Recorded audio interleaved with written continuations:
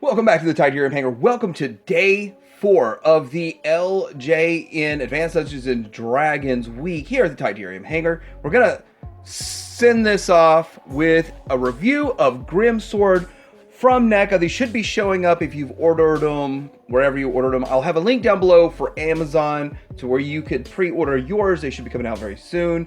I did get this from a secondary seller and paid a little bit more for it, but there's a story behind that. Anyway, this is a very nice looking figure, very big. I'm very impressed. We're going to take a look at every aspect of it, but there's one thing I don't like, and it's a minor gripe. You're probably going to think it's silly. I'll talk about that coming up.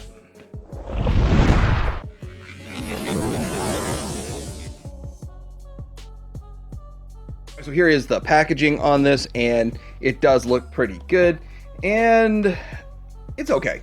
I like the Dungeons and Dragons, and it really does sort of match the original kind of artwork and all that kind of stuff. And then on the inside, here's how he's packed in. Beautiful, beautiful art. And there is big dude. He literally takes up almost every square inch of the box. It's so big that his head goes up to above the rim there. It's a huge figure for this, average size box for these. And then here it is on the back. Beautiful bright colors. Can't wait to get Warduke, the evil fighter, his buddy. All right, so taking a look at this guy, he looks fantastic, just all over. Tons of paint apps. He's got some worn armor, and you can see battle damage here and there all over him. Some green snakes, and really some good detail with that green snake and a nice red stripe. Very great homage to what they did with the LJN line. The LJN one looks awesome too, and we're going to do a comparison of that here in just a bit. And then going around. So these knee pads are kind of rubbery, and they are added on, but they're glued in place. Same with the elbow pads with a spike going on right there. And then getting around here, he has lots of just extra added on detail that's not just molded in. These are extra pieces put on and layered in. He's got some chainmail underneath on the legs, which is cool. And it's a nice silver. And then he's got spikes right here on his heels, which I think is an homage to the LJN. He's got the sheath right here, or whatever you want to call that, scabbard sheath to hold the sword.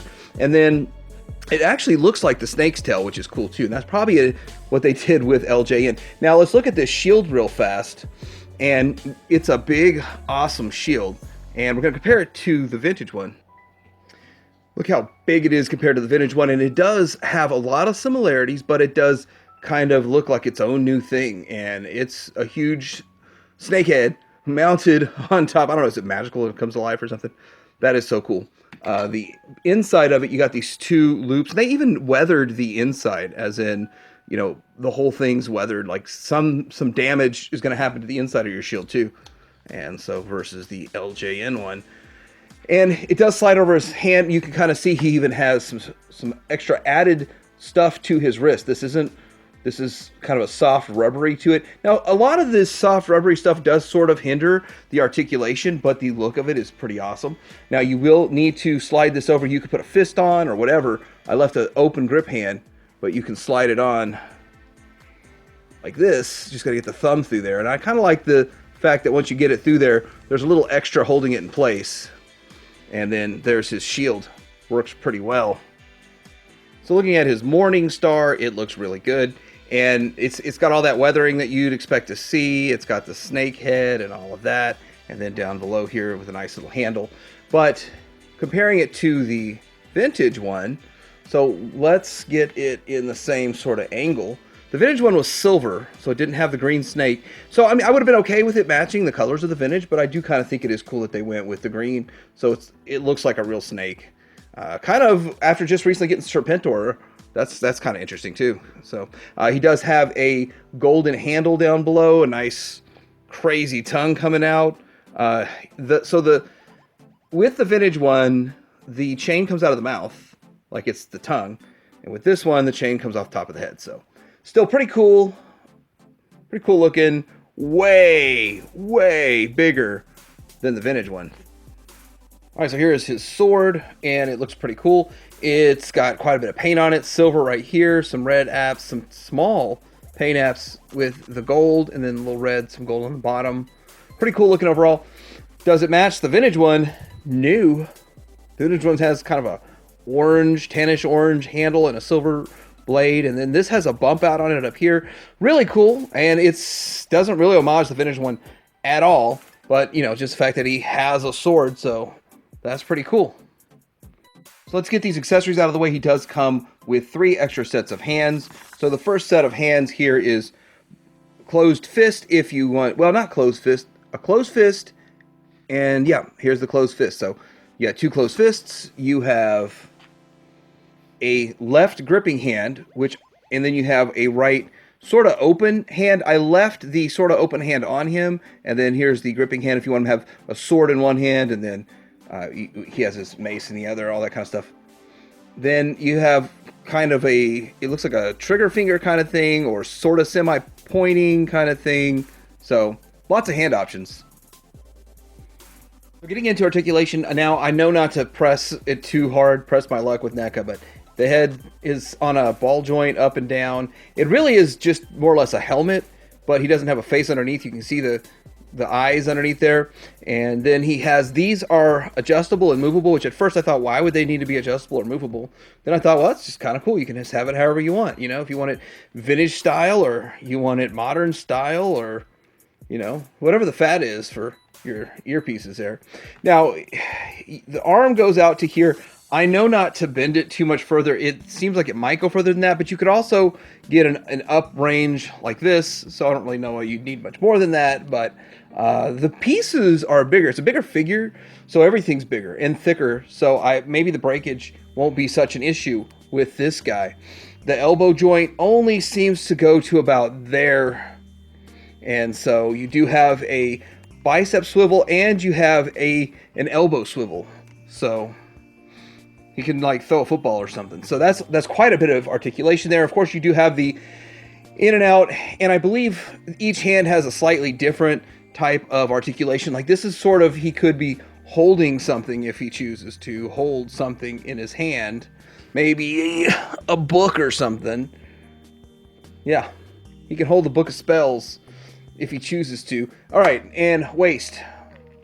So a little bit of, with all this stuff going on with the snake, there's just a little bit of kind of a hindrance, but not a lot, just a little bit. And it's cool because this piece here that holds the sword, it actually is connected to the upper torso. Now, right below that, we actually have more soft goods below that, which is cool. And you can see a belt underneath there. There's a belt underneath there. That's cool too. The legs go out to about here. Here is the joint, so sort of a universal joint in there, which is interesting. And it moves around in there too. So that's kind of cool. So you can get quite a bit of poses with it. So quite the level of articulation. And then down here with the knee, well, let's see. It goes this far back, this far forward, and all the way out to the side. All the way out. He can do a kick. Now we're going to get to the knee. And it's all not really a 90. You're not getting much out of that knee. Or if this is hindering it, there's rubber here, lots of hindering of that knee. And then you do have right here kind of a lower leg swivel. Look at that snake. And then you have some articulation in the foot. Not a lot, but he is pretty stable, so I'll give up a little foot articulation for stability. I say that and he wants to fall. But with all these joints of articulation, quite a few crazy poses you can put him in. All right, so looking at this side by side with the vintage figure, we're going to see how similar it is. And so we already looked at all the accessories. Now we're going to look at the figure. And as you can see, it's actually really, really close to the original figure. With the head looks a little bit different, and let's bring him forward just a little bit. So the head is a little more menacing. I don't know, on this one maybe, just because there's not as much color to it and all of that. And I guess the yellow eyes didn't seem like a design choice they want to go to. Now, he does have this red stripe down it still. You still see that. You still see the snake wrap around. Looks like the snake wraps around a couple more times than it does on the vintage figure. Looking down below, you do have the exposed sort of chain armor kind of stuff that he has going on right there. You do see the snake knee. You do see the black on there. So, I mean, so many. The elbow pads and that kind of stuff. Turning this to the side, looking at it from the side, you do see very similar type of aesthetic. But of course, this is modernized and updated and, you know, much more high-end than just painted on and molded apps. So, I mean, they really went to town on this figure. They seriously went to town on this figure. He has a little spike on the back here. Like I said before, I thought that was an homage to the vintage figure with a little spike on it and all that kind of stuff. So really, really pretty good. From the back, here they are from the back, and the head looks very similar. We got the spiky shoulder piece, and then, of course, we have the wear and tear on that. You have the green on it and going on down. So very similar from the back, and then the side, you see where it does kind of have where it holds sword, all that kind of stuff. So many similarities, but way, way updated.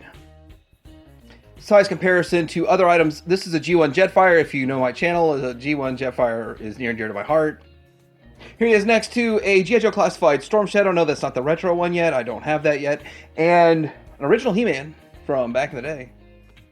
Here he is also next to a couple of other figures that would probably cost you about the same. So we've got Neca Terminator, Neca RoboCop. Those are all probably pushing $35 if you find them in your Walmarts right now or wherever you find those. And this guy should be about the same retail price as about $35. I know I overpaid for him, but man, look how big he is. I don't mind overpaying a little bit for a figure this big, this massive. Here's how he scales with the G.I. Joe Bat for Super 7. If you want to know the new scale of Super 7, Super 7 is pretty big. Pretty big.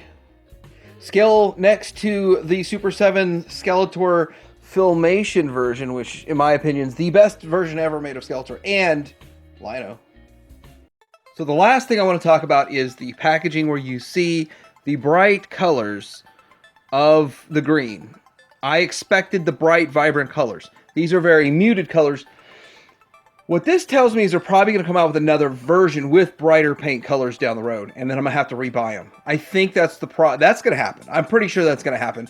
And it's a little frustrating because I prefer this look of the brighter colors to the muted colors, and I always feel that way. And if you look at it, the colors we have on here and the colors we have there, the vintage one's sort of in the middle of those two different color ranges. Now, even with the most excessive light, which I have put on this, it's nowhere near this bright and vibrant, which makes me wonder if they're going to do the same thing with Warduke.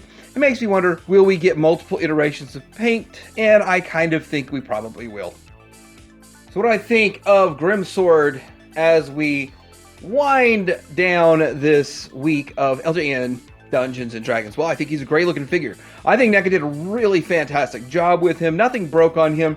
My biggest articulation issue is that as I manipulate this foot, it seems to be a little less stable, but you just got to get it in the right spot. I think that I messed around with that foot, had the only issue just messing with it for a while. But I do like that you get some movable pieces right here. I do like the way they set up the shield and the weapons and all of that kind of stuff. I do like the rubber armor pieces that they added on here. It's just so awesome, and I look forward to every one of these figures that they make from Neca.